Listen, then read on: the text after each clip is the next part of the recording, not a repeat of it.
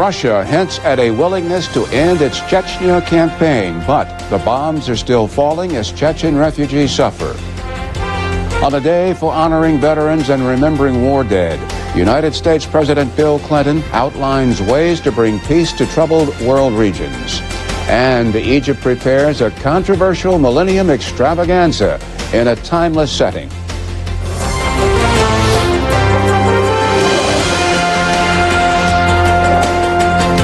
From CNN in Washington, this is WorldView. I'm Bernard Shaw. Judy Woodruff is on assignment.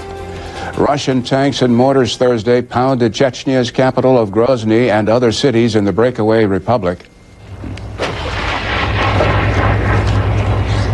This barrage lasted for several hours. Russian Foreign Minister Igor Ivanov said he is willing to end the fighting immediately, but only if Chechen rebels surrender first. Rebel commanders say that is one condition they will never accept. Meanwhile, European security officials are warning of a potential humanitarian disaster among Chechen refugees. CNN's Matthew Chance reports. Civilians from Chechnya in desperate condition, now under the eyes of the international community. These camps in neighbouring Ingushetia are at least an escape from the Russian bombardment that has forced them from their homes. The head of this visiting European security delegation says the suffering of these people is of international concern.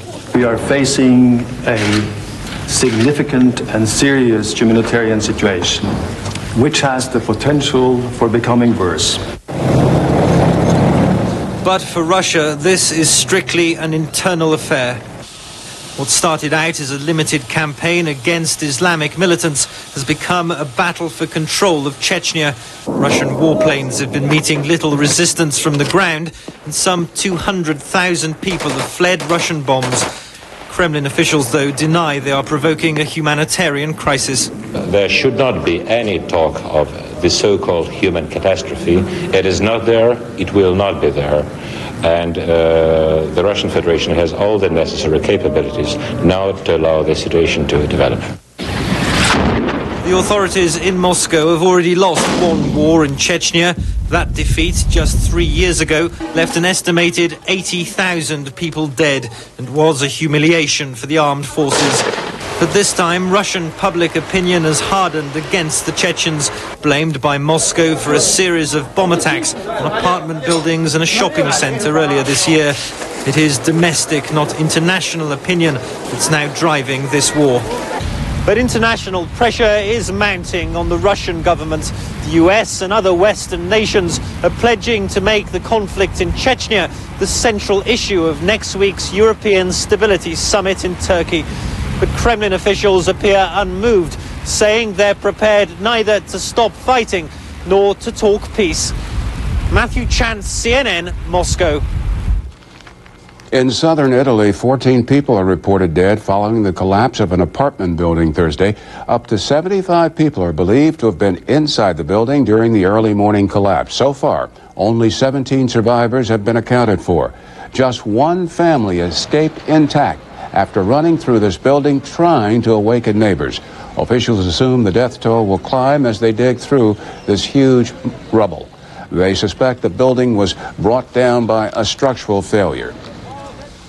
The search for the cockpit voice recorder from Egypt Air Flight 990 was suspended Thursday due to rough seas off the northeastern U.S. coast. Operations could resume as early as Friday. Meanwhile, investigators continue to study information retrieved from the plane's flight data recorder. 217 people were killed in the October 31st crash. Supporters of former Pakistani Prime Minister Nawaz Sharif say he will never get a fair trial under the country's military government. Sharif has been charged with hijacking and kidnapping. Now, these charges stem from his attempt to prevent a plane carrying Pakistan's military chief from landing in Karachi last month. When the plane finally landed, General Pervez Musharraf seized power in a coup. Sharif has been in custody ever since. A spokesman for Sharif's Muslim League party says the military has violated Sharif's legal rights.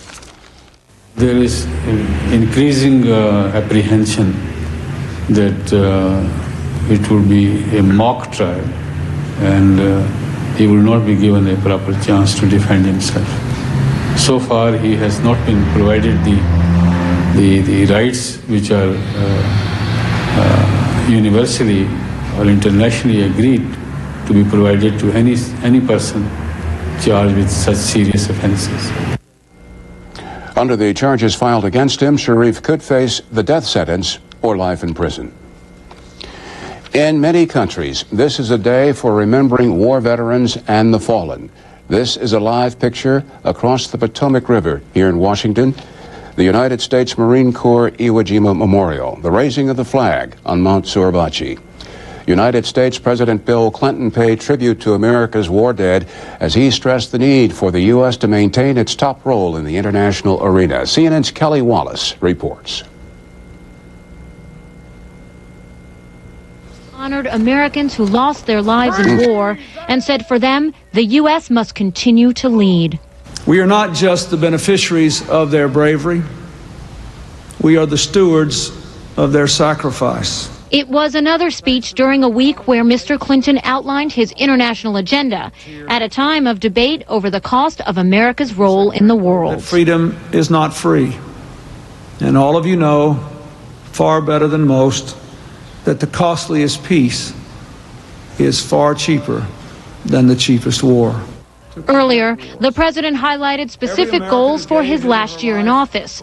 Those include trying to get a comprehensive settlement in the Middle East, establishing peace between Greece and Turkey, building a stable and democratic Russia, and fighting isolationism at home. Recognize that if we wait until problems come home to America before we act, they will come home to America. Analysts say President Clinton is looking to build a legacy with major accomplishments overseas, but that a post-Cold War world may not offer those opportunities. The stakes were much higher during the Cold War. It was certainly more defined. You knew who the enemy was, and you knew what the stakes were. Now I'm not sure we know what the stakes are or who the enemy is, if there is one.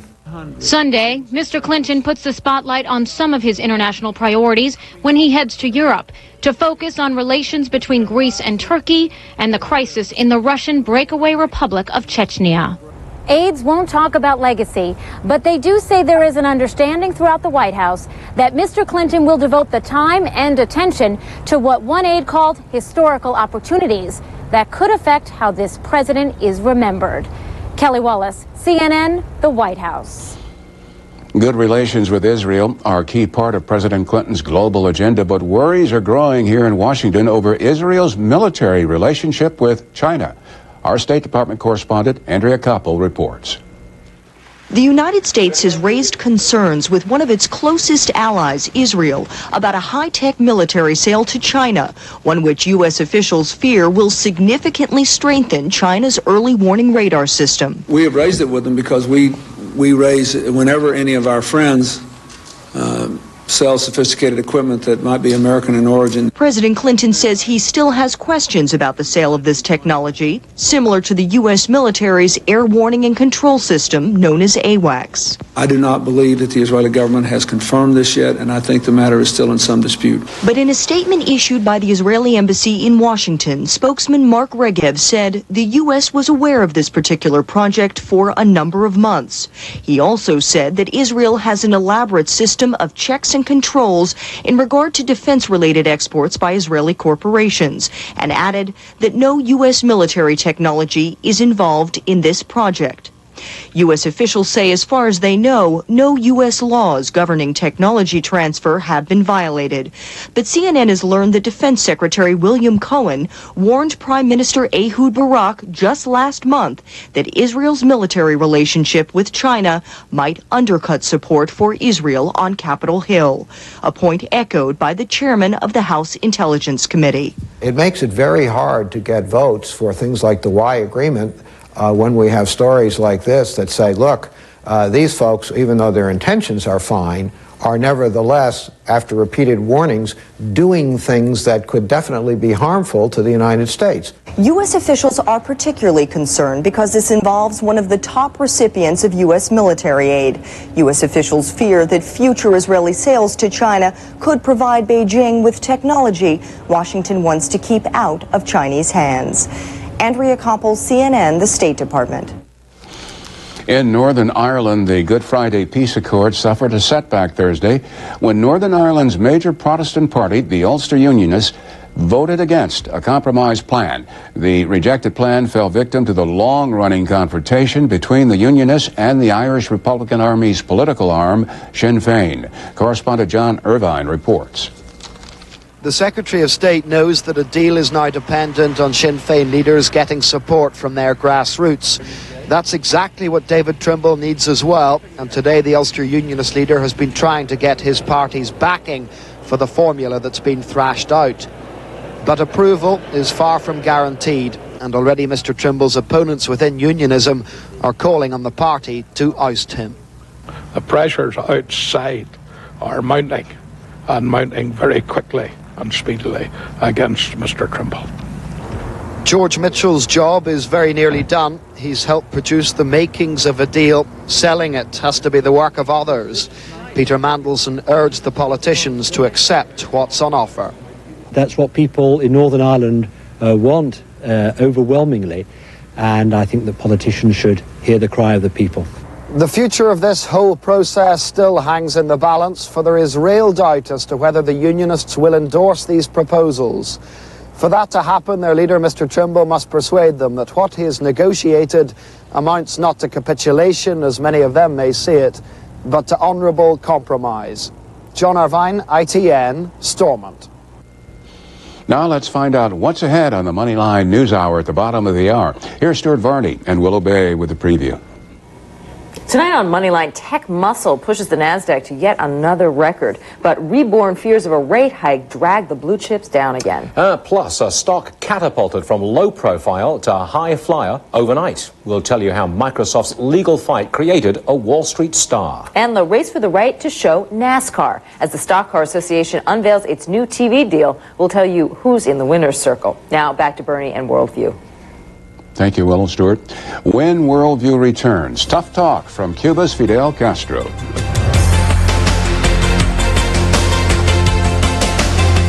WorldView is brought to you by Computer Associates. Computer Associates, software that can think. Can a computer think? Can it learn?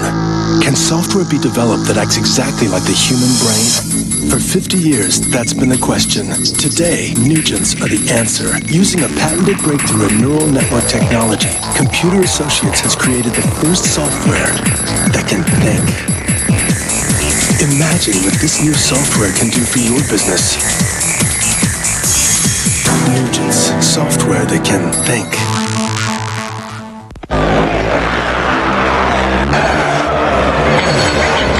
Until now, there has been a wall between you and the tools of serious trading.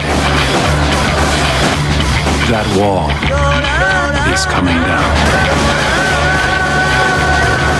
The information and technology professionals use to trade is now available to everyone. Daytech Online. The rules are changing. The U.S. Postal Service, with new automated systems from Lockheed Martin, is speeding the delivery of billions of pieces of mail and the occasional birthday present from Uncle Will.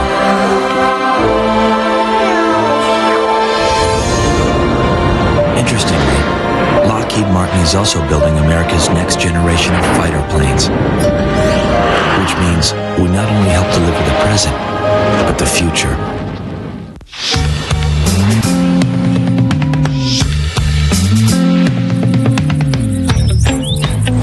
Faster, more reliable, higher quality, more profitable.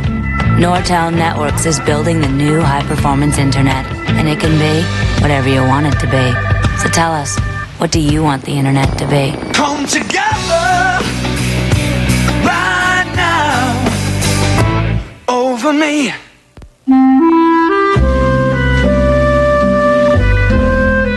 This holiday season, the most original, most emotional films may not be in theaters. They'll be on your desk. Introducing the easiest way to create and compose and edit and polish your own home movies.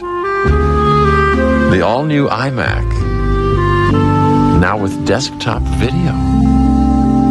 At BASF, we don't make the snowboard, we make it stronger. We don't make a lot of the products you buy, we make a lot of the products you buy better. BASF. In the Colombian capital of Bogotá, at least 7 people were killed and more than 40 wounded when a car bomb ripped through a busy commercial district. Police report the device was packed with shrapnel and contained at least 150 pounds of explosives. Officials say this attack may be related to the government's decision to extradite 2 suspected drug traffickers to the United States. In an extraordinary marathon news conference, Cuban President Fidel Castro responded to critics concerning his handling of Wednesday's foil protest by dissidents. CNN's Frida Guedes reports. President Fidel Castro said government supporters who attacked would-be opposition demonstrators reacted spontaneously to a provocation by Cuba's enemies. Han sufrido el bloqueo, lo han sufrido. They have suffered under the blockade. They have suffered. They become irritated by those people who help our adversary. It's logical. Mr. Castro brought a group of students, witnesses to the incident, before the press. They said the confrontation was an unplanned show of support for the revolution. But dissidents who were kept from marching on Wednesday said their attackers were state security forces dressed as civilians. The protesters had hoped to demonstrate for human rights, democracy, and for the freeing of political prisoners. Showing what he said were banners raised by dissidents, Mr. Castro accused the protesters, 2 of whom he said are now under arrest, of being in the pay of U.S.-based activists. In a rare 8-hour meeting with journalists, the Cuban leader also denied President Clinton's charge last week that Havana sabotaged efforts to improve U.S.-Cuba relations. I was surprised by the lack of ethics in those pronouncements, the falsehood of the statements. But he added he believes President Clinton sincerely wanted to improve relations with Cuba, but personal weakness stopped him. Clinton, in my judgment, has a defect. He gives in too quickly to pressure. Mr. Castro said the U.S. embargo is crumbling under the weight of public opinion. He declined to say which U.S. presidential candidate he favors, saying his support would harm the candidate. And while Mr. Castro says Cubans enjoy full freedom of expression, the opposition says more than 40 dissidents have been detained in advance of next week's Ibero-American summit in Havana. Frida Guedes, CNN, Havana. Now some other stories in our WorldView Minute. Rwanda wants a top suspect from the 1994 genocide extradited from Tanzania. It is also demanding his files from a UN war crimes tribunal. Last week, the tribunal ordered the man's release on procedural grounds, leading Rwanda to suspend cooperation with the panel. 2 weeks after a cyclone devastated eastern India, many people remain cut off from relief operations. Officials also are having trouble disposing of hundreds of thousands of animal carcasses. The death toll from the storm stands at more than 7,600. A simulated earthquake rocked the area around the Dead Sea Thursday. Israeli scientists set off 5 tons of explosives on the sea floor to test the country's quake monitoring system. But ecologists warn the explosions could damage the area's ecosystem. Britain's 99-year-old Queen Mother led Remembrance Day ceremonies honoring the country's war dead. And as Big Ben chimed, millions stood in silence to recall the 11th hour of the 11th day of the 11th month in 1918, when the armistice was signed, ending World War I. Later on WorldView, a millennium celebration worthy of the pharaohs.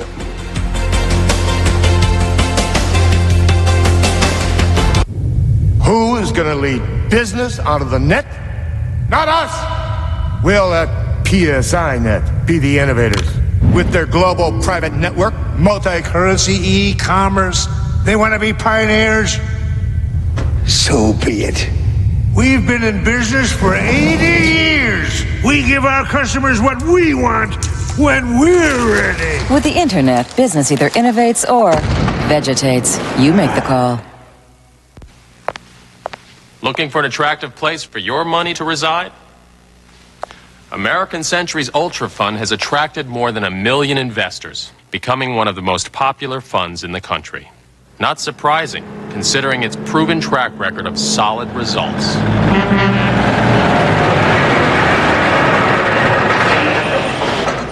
Need some help moving? Call 1-888-ACI-FUNDS or your investment professional. Every time I call, you're on the phone. Who are you talking to? Friends, family, people I don't see that much. Phone bills must be killing you. No, I dialed 10-10-321. It's only 8 cents a minute for calls over 10 minutes. That's 50% off. Talk as long as you want with 10-10-321. At Country Inns and Suites, you'll enjoy our free breakfast, morning paper, and a cozy fire. But bring your own bunny slippers. Those we don't have. Country Inns and Suites. When you're here, you're home.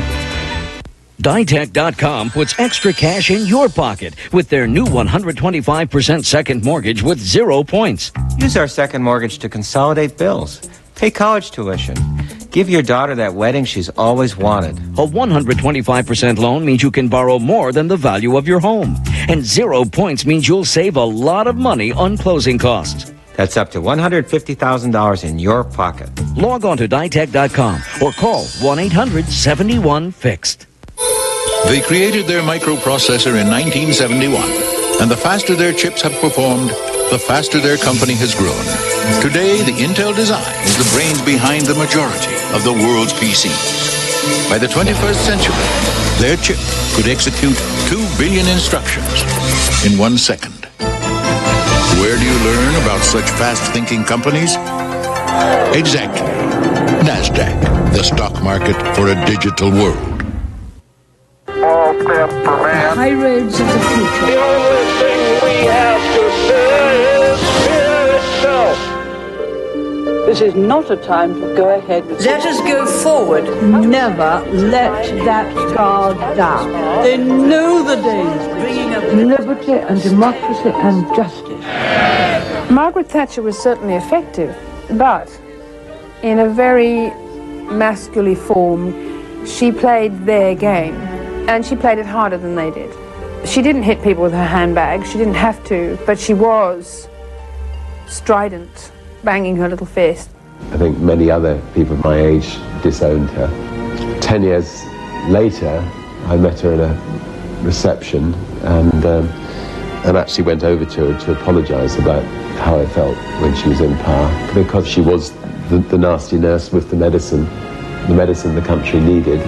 England in the early 70s was an absolute nightmare. You know, it was completely run by the unions, and there was a strike every day, and she was the only one to take them on, and she did that. It was really important for women to see a leader of a great nation and on the world stage who could really pull it off and who could do it with great credibility. This Voices of the Millennium is brought to you by Sir Speedy. For outstanding printing, copying, and digital services, call Sir Speedy.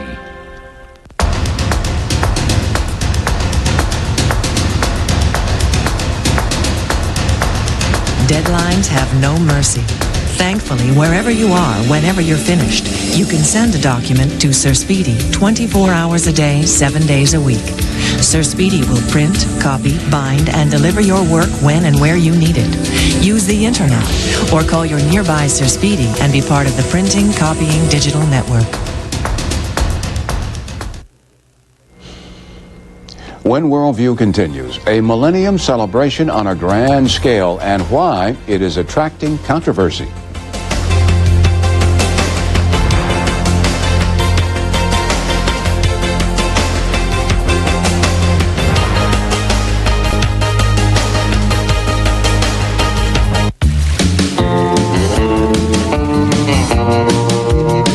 Thinking about hair loss? Well, now there are more options available to men experiencing hair loss than ever before. Millions of men have already started using them, so what are you waiting for? Call 1-888-2-MERC-4 to learn more about an FDA-approved hair loss treatment and about a special money-saving offer. Or call your doctor to discuss which treatment is best for you. The sooner you make an appointment to see your doctor, the better. Call 1-888-2-MORK-4 to find out more about a clinically proven hair loss treatment and about a special money-saving offer. Stop just thinking about it. Call today. Merck, helping make hair loss history.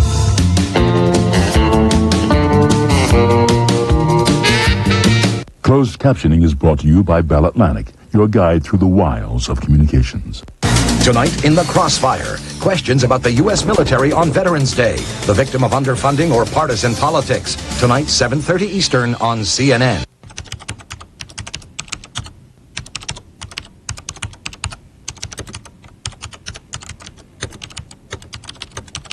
Is the end of the world near? Well, I don't believe it's going to occur on January the 1st, 2000, but these are dangerous and perilous times. Hello, I'm Rob Morgan, pastor of the Donaldson Fellowship. Join us the last 2 months of 1999 as we study the book of Revelation and learn how history is hurtling towards its final conclusion. Rumor has it that this New Year's Eve is going to be a little, well, different. So you might be glad to know that the Men's Warehouse sells wool tuxedos for as little as $200. Just in case you want to dress up more than usual. After all, a millennium only happens once every 1,000 years. And chances are, you don't want to wait till the next one. 100% wool, Y2K outfits. Available at the Men's Warehouse. You're going to like the way you look. I guarantee it. 1-800-776-SUIT. Join Emmy Award-winning Larry King, live only on CNN. It is the site of one of the world's oldest and greatest civilizations, and certainly a very unique place to mark the millennium. But CNN's Ben Wiedemann reports that a planned celebration at Egypt's pyramids is also sparking controversy. The sun rises over Egypt's time-worn pyramids. One of the last of the 7 wonders of the ancient world, the pyramids present a scene of sublime peace and tranquility in the early morning. But that peace will be rudely shattered 2 months from now, when the pyramids will be the backdrop to a spectacular Millennium Bash organized by the Egyptian government. An audience of more than 50,000 will pay between $15 and $400 to watch a sound, light, and laser extravaganza staged by French musician Jean-Michel Jarre. And as the third millennium begins, a helicopter will lower a gold-plated capstone onto the largest pyramid, the Pyramid of Cheops. It will be removed the next morning. The capstone, says one of Egypt's top archaeologists, is part of ancient Egyptian history. When the king finished building the pyramid, they put the capstone above the pyramid. It means that the pyramid is finished. Everyone after that, they dance, they sing, because the pyramid was the national project of the whole nation.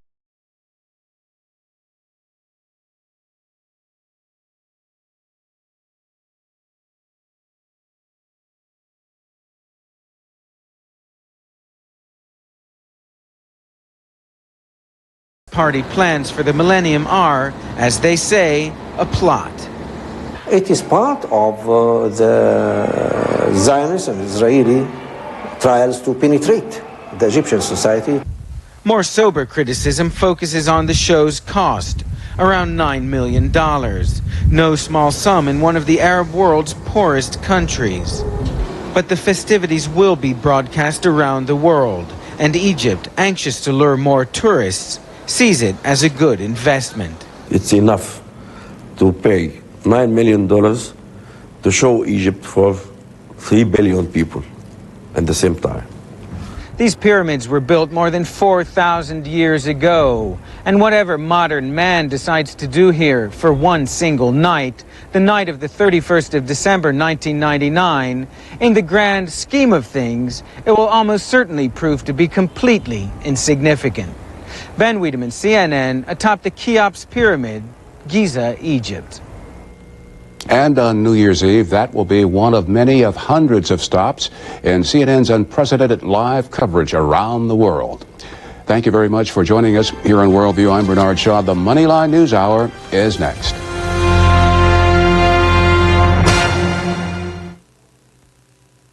World.